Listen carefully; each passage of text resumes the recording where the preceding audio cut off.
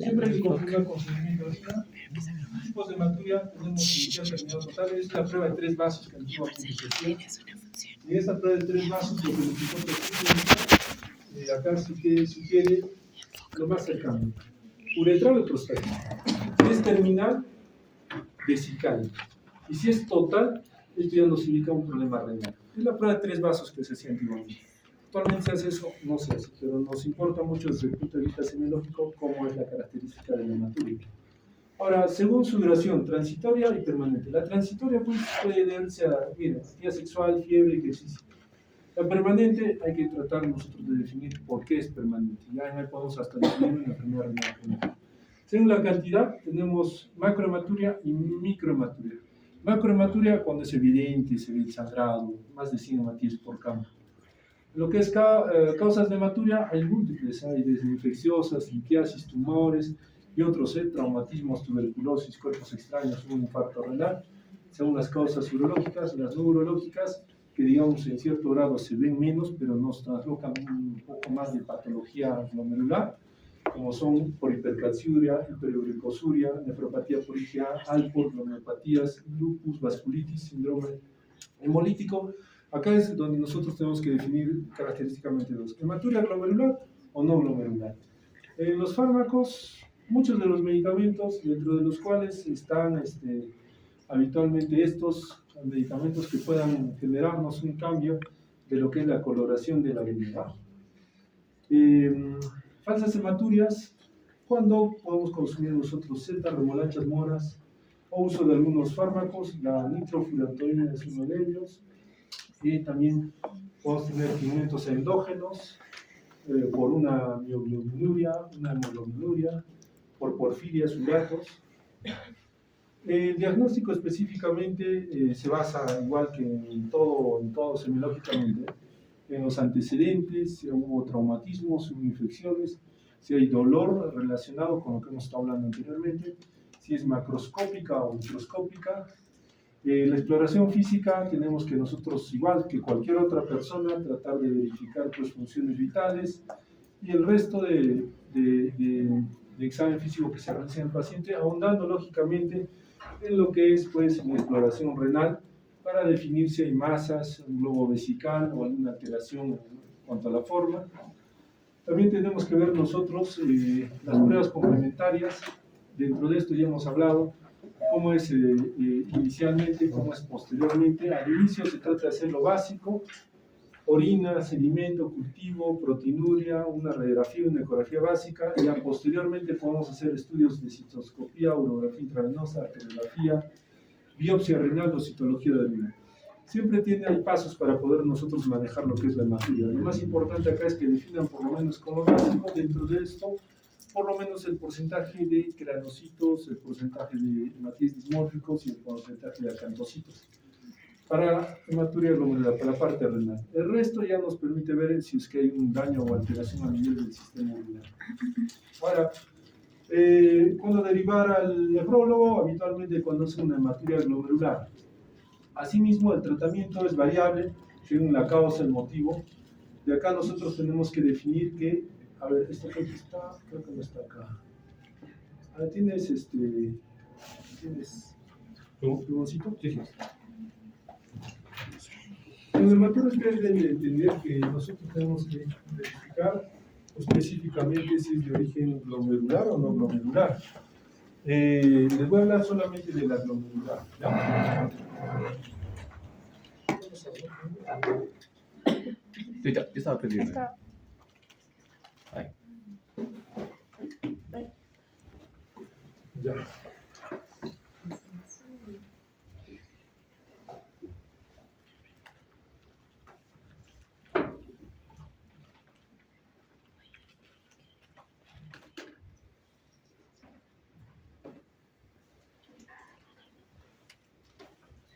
Vamos a hablar de hematuria glomerular y hematuria no glomerular. En la hematuria glomerular a nosotros nos importa mucho lo que son la forma de los hematíes. ¿No es cierto? Ustedes tienen un hematíe, ¿no es cierto? Es bicóncavo.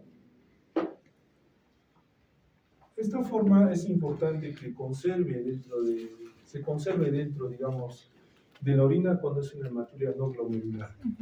Pero para cuestiones así prácticas se ha definido que si tienes 70%, mayor del 70% de hematíes dismórficos, es una hematuria glomerular. O sea, no tienen esta forma, pueden tener cualquier otra forma. Los dismórficos. Estos son los isomórficos. ¿Ok? Entonces, mayor del 70% de hematíes dismórficos, hematuria glomerular. Algunos dicen más del 50%, pero más exactamente, si tienes en mayor cantidad más del 70%, excelente.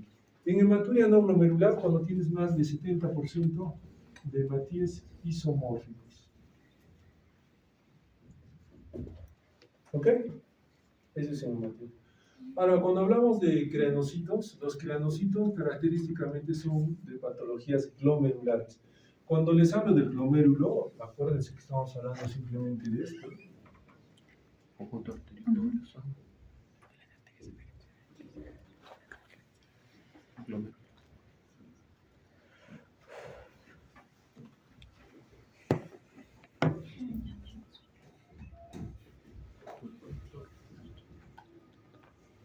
Ya. Solamente estamos hablando de esta parte, chicos. Glomérulo. Acá. Lo que es extraglomerular nace de acá hasta la uretra. ¿Ok?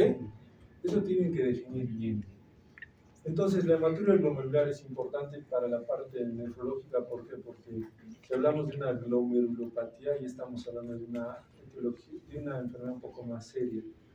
A diferencia si habláramos de una nefritis tubulointersticial. ¿Ok?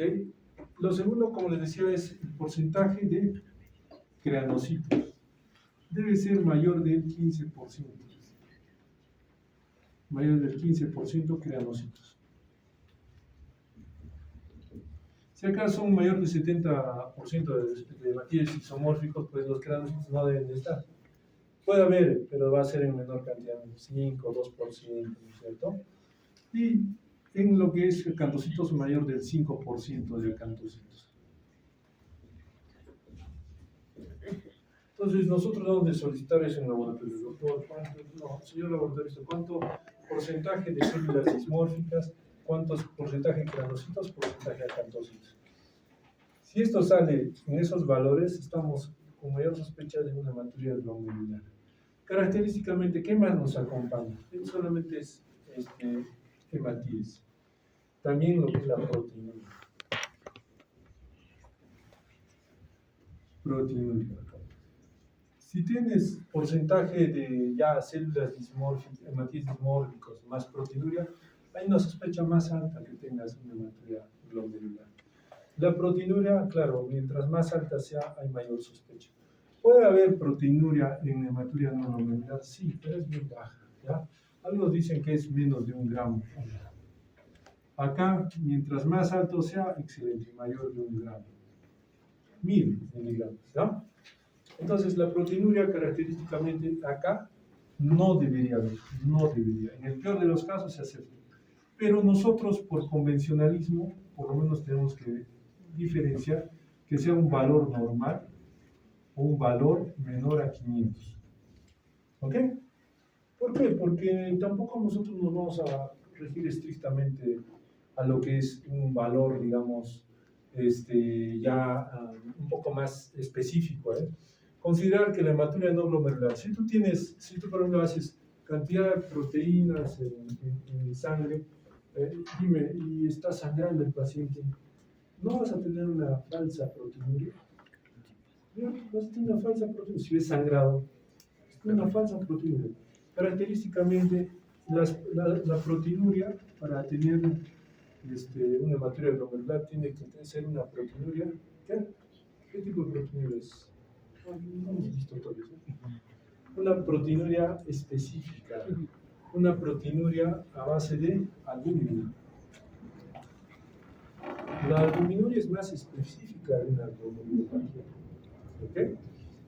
En el color se dice que puede ser rojo o color de Coca-Cola. Rojo rojo o rojo oscuro. ¿Ya? Acá en la hematuria glomerular es rojo.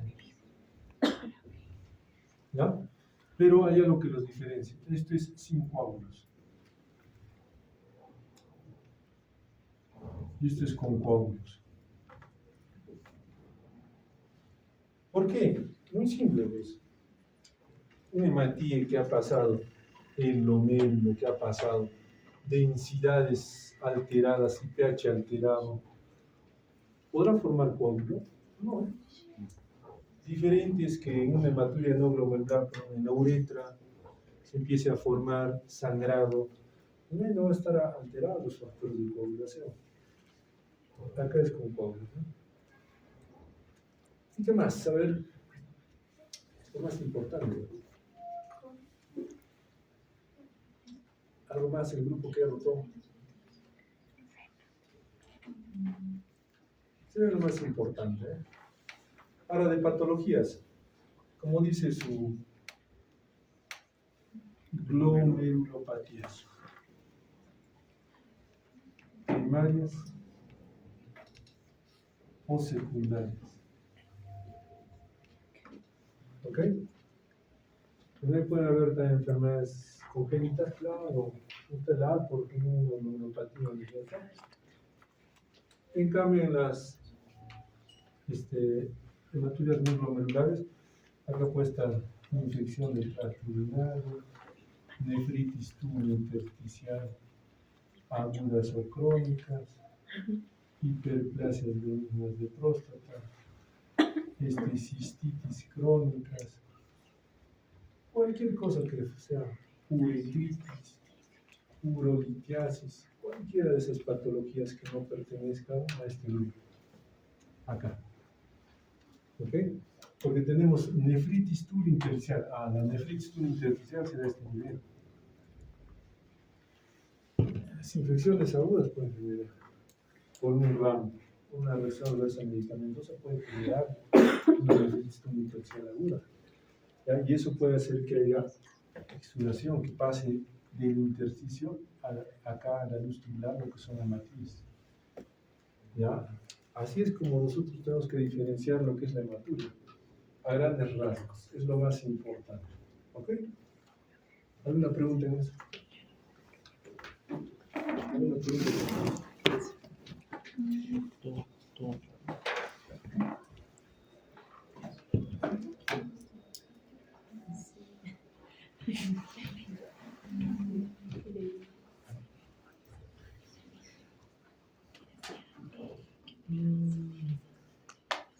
No, ¿qué quieres? 5:30. 40, 36. Tenemos listo para.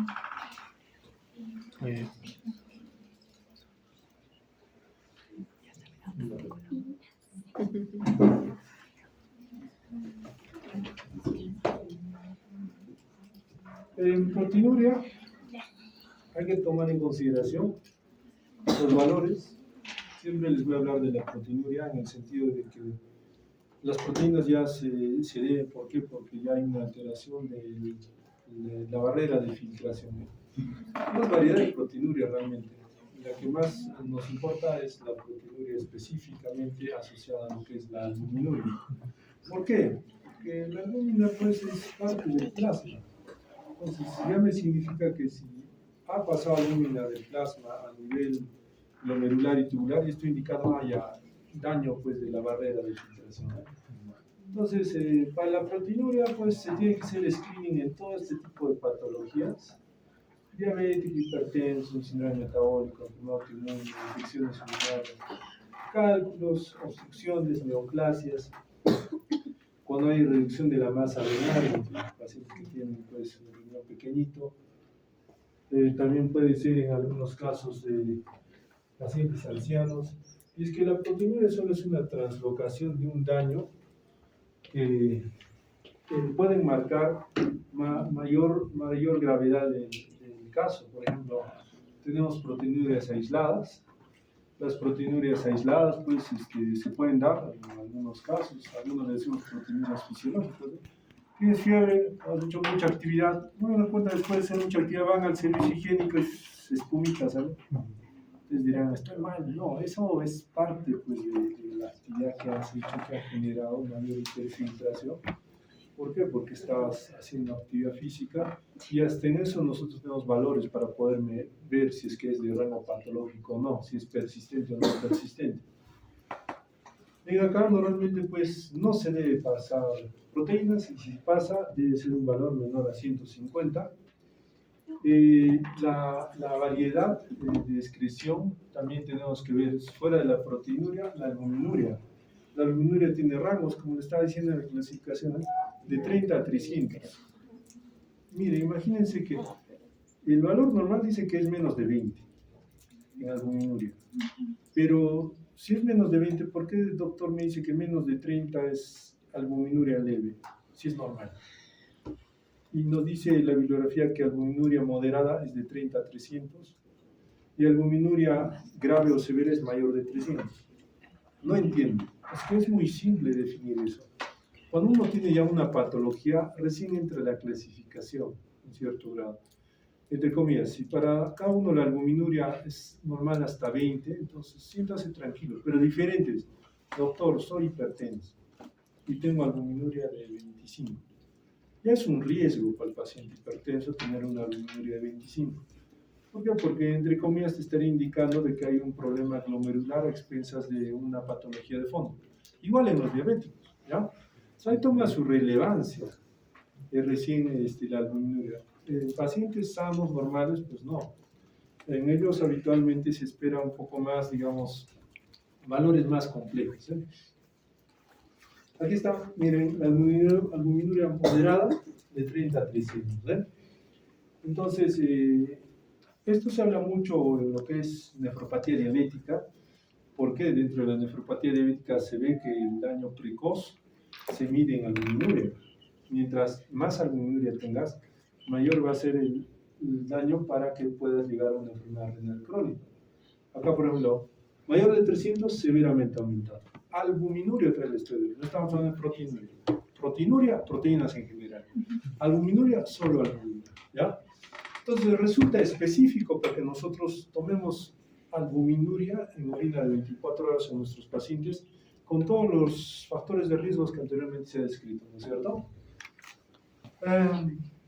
¿Puede coexistir más de un tipo? Sí, puede coexistir más de un tipo. Tenemos proteinuria glomerular, tubular, por rebosamiento por renal. ¿Qué quiere decir esto? La glomerular clásico, pasó el glomérulo. Tubular, por estrés tubular. Ahí están las famosas proteínas de Tan-Horsa. ¿Ya? Estas proteínas son específicamente tubulares. Por rebosamiento. ¿Rebosamiento qué significa? Claro, cuando en sangre prácticamente se exageraba el total de proteínas como se genera en el mieloma múltiple, tienden a filtrarse a través del glomérulo y a través de los túbulos. Y esa proteína nosotros lo vamos a observar en orina. Por eso es que necesitamos cuantificar y verificar mediante electroforesis en orina qué tipo de proteína es. Mientras sea más específica o relacionada a la albúmina, pues tú dices, es una glomerulopatía.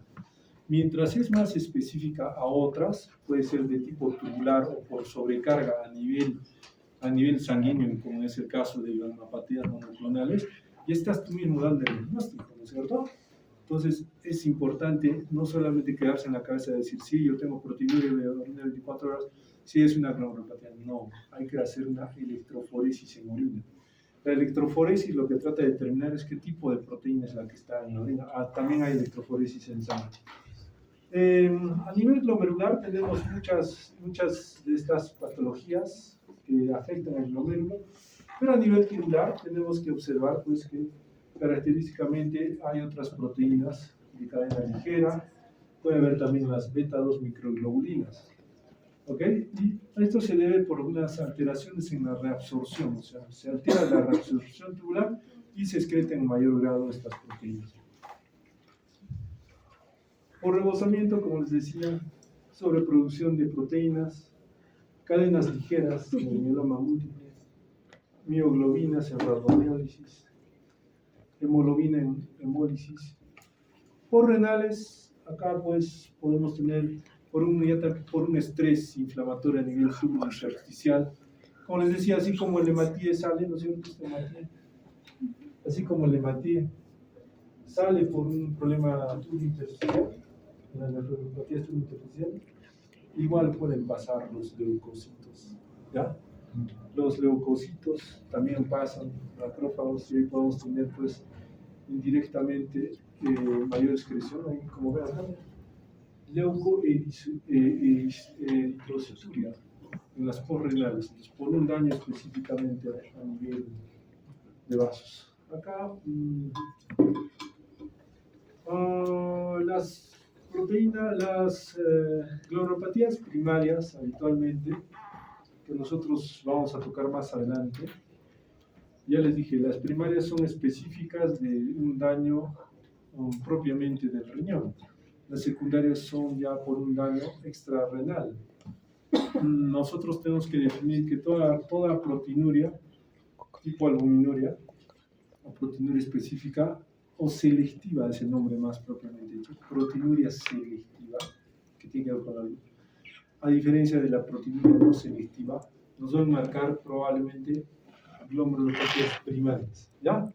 Ahora, de glomerulopatías primarias, siempre ustedes tienen que definir y entender que tenemos ya, desde el punto de vista histológico, estas características.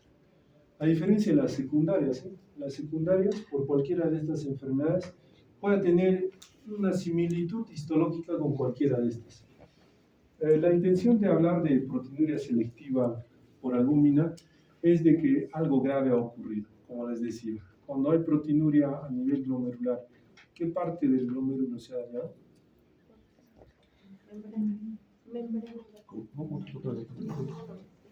Cuando hay proteinuria, ¿qué parte del glomérulo se ha dañado? ¿Qué más? La membrana basal, podocitos, y el otro es las células endoteliales. Las tres capas. Las tres barreras, ¿no? Células endoteliales, membrana basal y podocitos. Fíjense que cuando nosotros estuvimos observando y viendo pues, lo que es la barrera de filtración, primero células endoteliales, membrana basal y podocitos. Células epiteliales, ¿ya?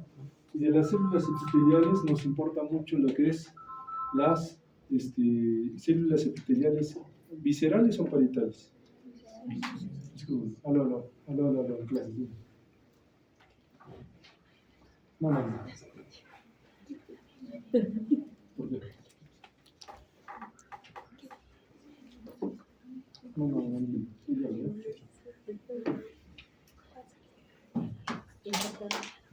Nosotros tenemos que definir bien que cada daño de cada parte de lo que es la barrera de filtración se nos interpreta semiológicamente cuando hablamos de hematuria glomerular, cuando hablamos de proteinuria de origen también glomerular. Cuando hay daño endotelial, nos va a generar probablemente hematuria. Cuando hay un daño de células mesangiales, también hematuria. La diferencia está en que la hematuria glomerular por daño endotelial va a ser más evidente, más severa, que una hematuria pues prácticamente leve, que nos da por daño de células mesangiales. Asimismo, cuando hablamos de proteinuria, tenemos que definir que el daño de proteinuria o es las células epiteliales, que son los podocitos, o es la membrana basal. Cuando es una proteinuria leve, es por daño de membrana basal. Cuando es una proteinuria de rango nefrótico, es un daño de podocitos. ¿Por qué tenemos que diferenciar bien eso? Porque a veces los síndromes nefróticos que vamos a tomar en cuenta se presentan en gran variedad. Es más, ahora se habla de espectro nefrótico. ¿Qué es un espectro nefrótico? Es cuando no cumple tal vez lo que son los requisitos de un síndrome nefrótico, pero ya no se enmarca que hay alguna característica, algún criterio de síndrome nefrótico. En síndrome nefrótico, nosotros, como les decía, tenemos que primeramente ver algunas cosas. Esta alteración o disrupción del diafragma puede deberse por cualquier glomerulopatía. Y esta alteración o estas glomerulopatías se enmarcan en el síndrome nefrótico, proteinuria, o el síndrome nefrítico, que es hematuria.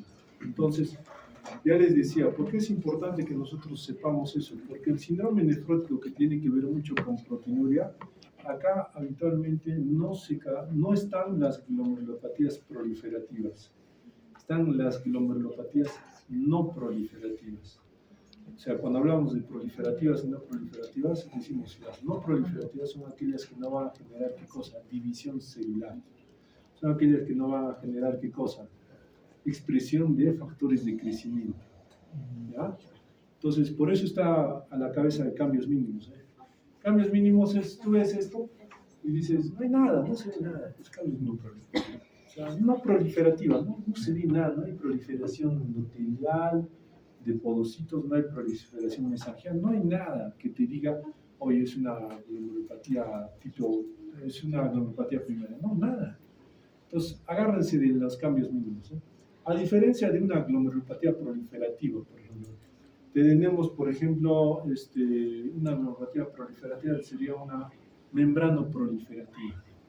¿Qué pasa en este caso? La parte tanto membranosa y la parte endotelial empiezan a generar proliferación y las células endoteliales empiezan a generar proliferación y crecimiento de la membrana basal, hasta ruptura de la membrana basal. La membrana basal se rompe como un muro, ¡pac!, se rompe y deja pasar de todo.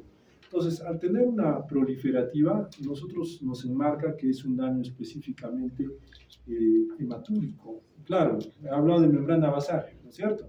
También va a haber proteinuria, ¿ya? Claro, no va a haber a un rango tal vez nefrótico a gran escala, pero sí va a haber. Característicamente, nosotros dentro de nefrología, a ustedes de pregrado les damos esos dos grandes síndromes, nefrótico y nefrítico, solamente con la idea de tratar de diferenciar las patologías glomerulares. Pero ahorita en el mundo de la nefrología no manda si es nefrótico o nefrítico. Te guía, pero no manda. Lo que manda son los cambios histopatológicos que se dan en cualquiera de estas partes. ¿Me entiendes? Me dejo explicar. Cuando yo veo, pues, ya no solamente células, veo acá la célula endotelial, la membrana basal, veo la célula epitelial y veo la célula mesangial. Cuando yo veo, digo, ¿qué acá? No sé. Pero de pronto veo que solamente prolifera mesangia. Histopatológicamente digo, es una glomerulopatía mesangial. ¿Se dan cuenta? Entonces, cuando tú hablas de glomerulopatía mesangial, entonces indirectamente tú dices, mesangia ya va a ser hematuria. Estás hablando de un nefrítico. ¿Se dan cuenta? Ya, pero de pronto digo, ¿sabes qué? Mira, he visto que solo la membrana basal se ha aumentado de tamaño, pero no hay otra alteración. Tú dices, la membrana basal está aumentada de tamaño. Eso me va a generar proteinuria. Probablemente sea un nefrótico. O sea, es más o menos como para guiarnos, porque la catalogación de glomerulopatías es bárbara, es mucha la clasificación. Son varios tipos histopatológicos que lo único que van a hacer ustedes es confundirlos. Pero de esto aprovecharemos de este gráfico, que nosotros por lo menos tenemos que entender que ven este podocito. ¿Ven? Se desprende. Ven acá. Una apoptosis. Se mueve. ¿Ya? ¿Qué más acá? ¿Qué más? De acá. ¿Lo que dice?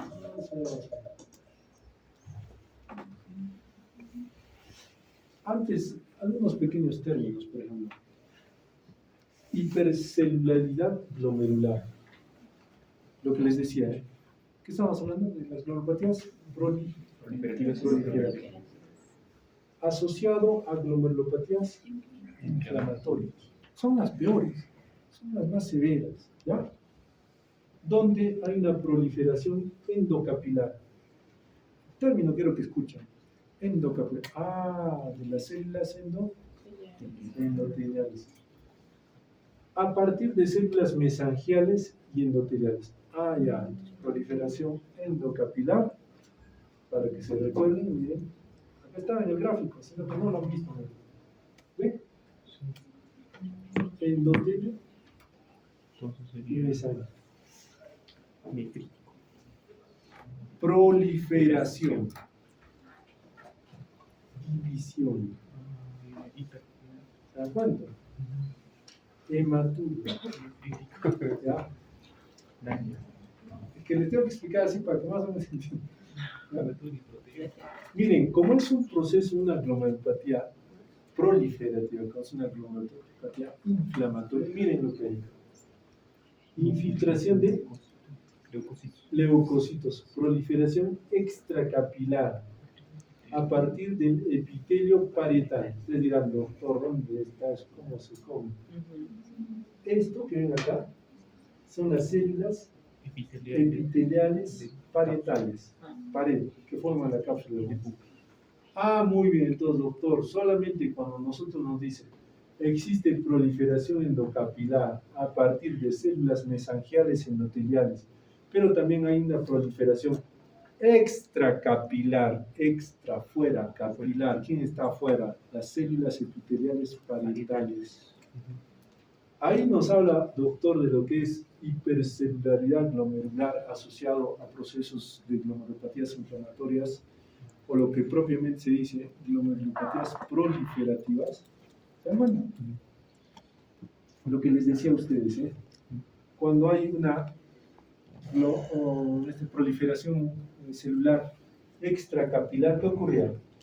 Crece, crece, crece, crece. ¿Qué forma? Semiluna. ¿A quién aplasta? Al glomérulo. Entonces, desde ese punto es malo. Malo. Hematuria, proceso inflamatorio, glomerulopatía proliferativa, proliferación extracapilar y ¿qué más? Endocapilar. Entonces, hay que agarrar un poco de esos términos, ¿ya? Este es un mecanismo de lesión. Es un mecanismo. Ahora, cuando nosotros hablamos alteraciones de la membrana basal, ¿qué pasa? La membrana basal que está acá empieza a crecer, ¿ya? Empieza a engrosarse, puede haber acumulación de antígenos de cuerpos, puede haber variedad de patologías que hagan que el proceso inflamatorio haga que esta membrana basal crezca. Esta es la membrana basal, ¿ya? Crezca. Eso podemos ver en diferentes patologías. A la cabeza pueden estar las glomerulosclerosis diabética, o sea, a la final genera dos tipos de lesión histológica: glomeruloesclerosis, o sea, el glomérulo con cicatrices, y también genera incremento de la membrana basal. Y esta diabetes es una glomerulopatía secundaria. Depósitos glomerulares, un término que ustedes tienen que entender. ¿Ya? ¿Qué pasa cuando se enferman ustedes de qué? Se enferman, ¿de qué sería? Ya, les pica un mosquito, ya, les pica un mosquito, les pica un mosquito. O sea, cuando pica un mosquito, ¿qué mete?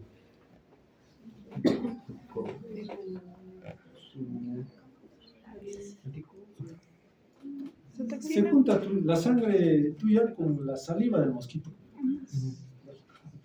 ¿Ya? Pero la saliva del mosquito, ¿qué había antes? Primero hay su saliva que actúa como un antígeno. Segundo, habrá picado a alguien más, ¿no es cierto? Restos de otras células. Entonces, todo lo que venga de afuera se llama antígeno. ¿Ya? Este antígeno, pues, habitualmente circula por la sangre, pero nuestro cuerpo se defiende pues, de un modo. Va un anticuerpo, agarra el antígeno, y una vez que lo agarra el antígeno, dice: no te voy a soltar. ¿Por qué? Porque necesito que las otras células te reconozcan y te eliminen. Entonces, esta unión de antígeno-anticuerpo, ¿ya?, se llama complejo inmune. ¿Ok? Pero ¿por qué existen complejos inmunes? Es muy simple, para que nuestro sistema inmunológico pueda reconocer cosas extrañas y pueda eliminarlas. ¿Ok? Así es como actúa.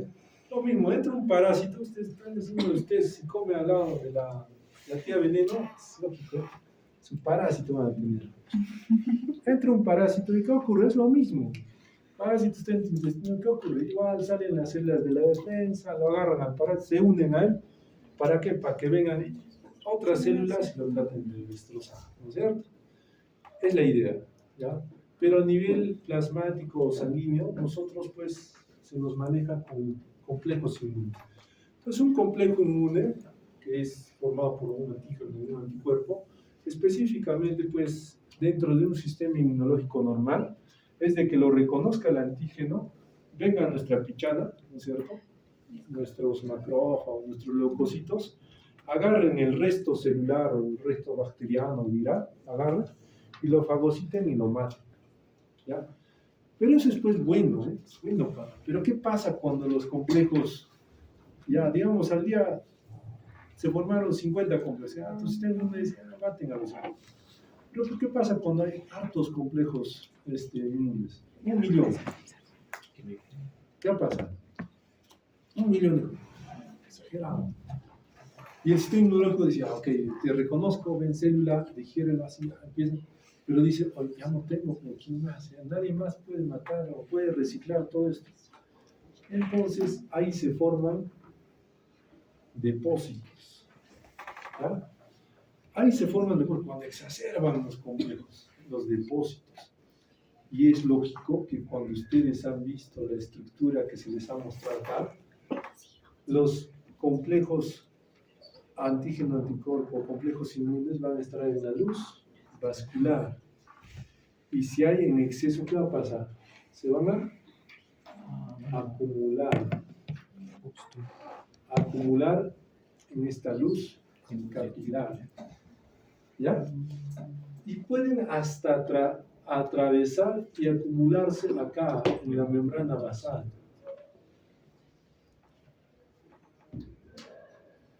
Pueden acumularse acá, pueden acumularse acá, pueden acumularse acá, pueden acumularse en cualquier lugar, los complejos inmunes. Por eso es que cuando nosotros estamos hablando de este término, depósitos glomerulares,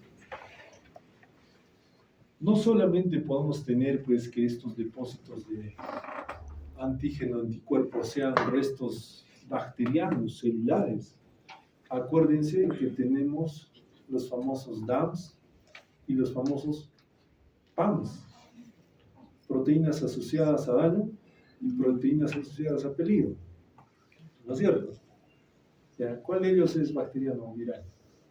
¿Las asociadas a daño o asociadas a peligro? Peligro. Uy, Robinson. Bueno, cuando tenemos proteínas asociadas a daño y a peligro, tenemos que entender que no solamente tenemos antígenos exógenos. Antígeno es algo que viene, no, es algo que no es propio de tu cuerpo, ¿ya? O a eso se llama antígenos exógenos. Antígenos endógenos es algo que es propio de tu cuerpo. Durante el día, cuando ustedes piensan, analizan, aunque sea muy poco, pero piensan, tienen que entender que se forman sustancias de desecho. Si hoy día, digamos, uno de tus hematíes cumple sus 120 días, se muere. Como se muere, hay restos de membrana, hay restos de núcleo, hay restos de ribosoma. A esos le llamamos antígenos endógenos, ¿ya? Entonces, esos antígenos endógenos igual van a formar antígeno-anticuerpos, complejos inmunes. Lo mismo ocurre con algunos materiales, como son lípidos, amiloides, material fibrilar, cadenas ligeras, material de amino, fibrina. Todo eso va a generar prácticamente, imagínense, cuando ustedes ponen su cernidor, no sé, ciernen su jugo, ¿qué se queda encima? Más grueso, ¿no? Entonces, igual actúa nuestro riñón específicamente por la membrana de filtración, puede pasar el plasma, pero ¿qué se queda afuera? Lo más grosso, esos complejos inmunes que van a generar depósitos, ¿eh? Y esos depósitos justamente van a generar un estado inflamatorio. Por eso se dan depósitos a nivel glomerular. ¿Ya? Ahora tenemos cambios vasculares. Todo en el riñón son vasos. Hay arteriolas, capilares. Puede haber fenómenos de edema, congestión, hemorragia, necrosis, trombosis y embolismo glomerular. En el sentido de que, por ejemplo, acá, ejemplo, acá en la luz capilar, ¿ya? Imaginen que viene un complejo antígeno anticuerpo. Ah, no, ¿puedo pintar esto? No, ¿eh? Sí, hay forma. No. Ah, no. No, No, es en la universidad. Y la pantalla, pero. A ver, tú delegado. Si el delegado que está acá ya 7 años no puede manejar. No se delegado. No tenemos forma. Por eso, Ya debe estar entrando. eso es lo que yo necesito, pues. Pero igual puede entrar, supongo. No, pues por eso está para molestar. Sí. El lapicito. Ya está, esta es la base, Ya. Ah, ok. Imaginemos que complejos inmunes se juntan, se pegan, se adhieren al epitelio. ¿Qué es lo que va a ocurrir? Lo primero que ocurre. Van a generar un proceso inflamatorio. ¿No es cierto? ¿Y qué es lo que acá hay? Me sale también. ¿Qué cosa hay acá? Neutrófilos.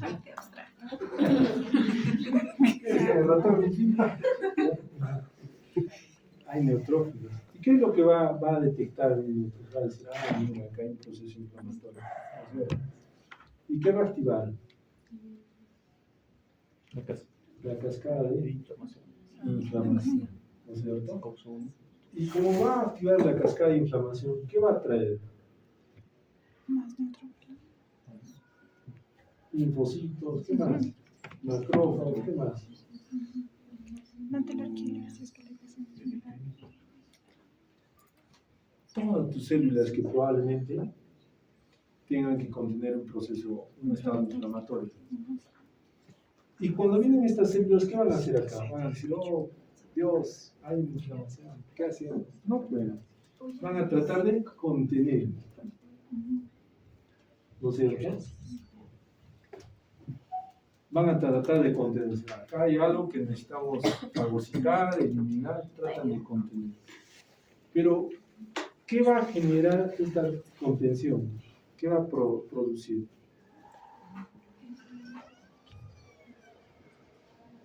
Mayor inflamación. ¿Ya? En otras palabras, diferentes que tengan ustedes una herida en la mano, la cual se va a tratar, a diferentes que ustedes tengan múltiples inmunocomplejos, se va a generar inflamación sin respuesta al manejo. No va a haber un manejo óptimo. Cuando nosotros tenemos esto, inmunocomplejos, característicamente hablamos de lupus. ¿El lupus qué genera? No genera 2, 3. Sistémicamente genera. Yo les dije, acá es como un pequeño filtro, que va a contener a estos inmunocomplejos, porque son muy grandes, no van a poder pasar a nuestra barrera de filtración. Ahí es donde se empieza a generar pues, lo que es proliferación. Empieza a haber proliferación a este nivel, empieza a haber proliferación mesangial, y prácticamente todo es un charco. Ahí es donde se presenta la hematuria, ahí es donde prácticamente pasan los hematíes a través de lo que es la barrera de filtración. Y en algunos casos se rompe acá. Se rompe. Y cuando se rompe es peor, ahí sí ya entran proteínas, caos de células. Por eso es que donde la respuesta pues, de la célula paritaria es el parche. Dice, no, mira, ya está afectando este lugar. ¿Qué cosa voy a hacer? Se activan los factores de... ¿Factores de qué? 1 crecimiento. Y esos factores de crecimiento estimulan a que estas células parietales crezcan más y formen la semiluna. Entonces es dañino tener esta enfermedad. Solo le estoy explicando por si acaso lo que habitualmente a veces ocurre en las neuropatías proliferativas. Primero,